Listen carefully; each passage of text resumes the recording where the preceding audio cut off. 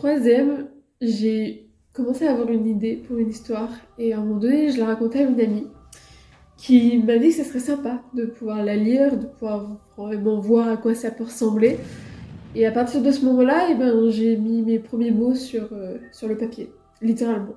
Ma première, si ce n'est mes premières histoires, ont toutes été écrites sur du papier, ce que je rangeais au fur et à mesure dans un classeur.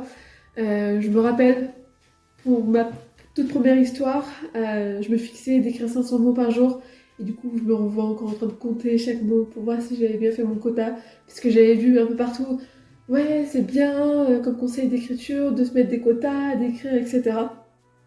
Et c'est comme ça qu'est né le premier tome d'une de mes sagas. Par la suite, cette histoire a été reprise plusieurs fois dans ma tête.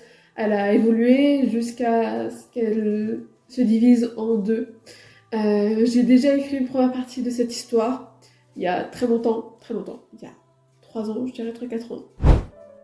Mais la deuxième partie, c'est un peu spécial. J'ai déjà écrit le premier tome qui est disponible sur Wattpad, mais cette histoire, je l'ai imaginée véritablement durant 2-3 ans. Et en fait, je me suis dit que elle était peut-être beaucoup trop grosse pour mon niveau d'écriture que j'avais à l'époque. J'étais pas capable de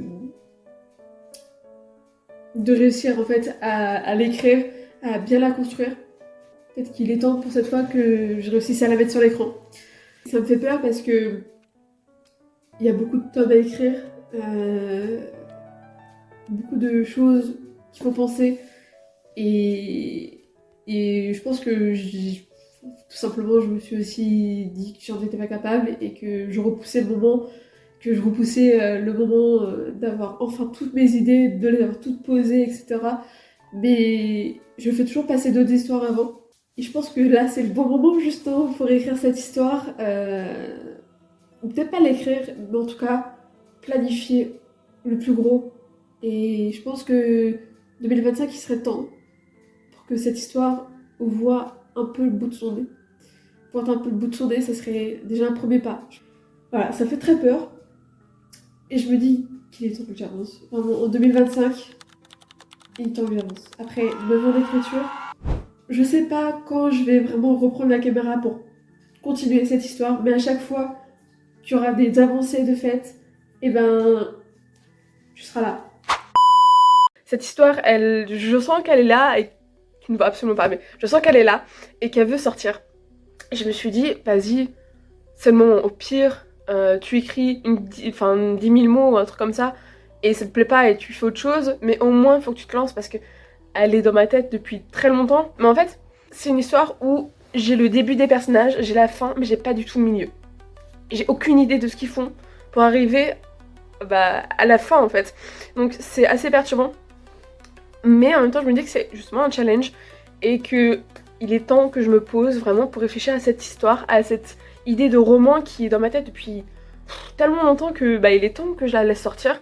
Même si en fait avant j'étais pas dedans parce que j'avais les quartiers de Nel, donc j'étais sur le tome 1, la réécriture, qui m'a je pense fait faire une petite page blanche en termes de créativité parce que vraiment je n'y arrivais pas, je voyais pas le bout. Tandis que là du coup cette nouvelle histoire, je sens qu'elle peut faire quelque chose.